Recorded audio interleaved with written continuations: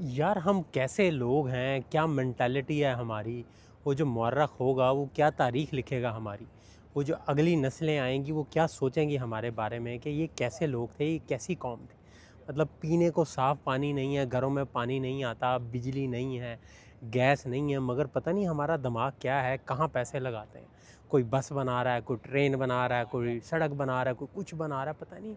मुझे समझ नहीं आती, इन लोगों को कोई बताने वाला नहीं, समझाने वाला नहीं कि यार जो बेसिक ज़रूरतें होती हैं इंसान की, पहले उसको पूरा किया जाता है, ये बाकी चीज़ें बाद की बात होती है। पता नहीं क्या सोचते हैं अगले लोग, भी क्या सोचेंगे कि चलो जो करने वाले थे वो तो ठीक थे, कर रहे थे, मगर जो लगड़ वगैरह बीच में फिर रहे थे, वो जो अल्लू थल्लू जो हमारे जैसे हैं, वो रोकते भी नहीं थे, वो समझाते भी नहीं थे कि भाई पहले साफ़ पानी पूरा कर लो, हर घर तक साफ़ पानी पहुंचाओ। अब जर्मनी में हम रहते हैं, टूटी खोलें तो साफ़ पानी घर आता है, उधर घर बैठे पी सकते हैं। हमारे उधर वो बोतलें लेके फिर होते हैं बड़े बड़े टैंकर से, लो जी पानी भरवा लो।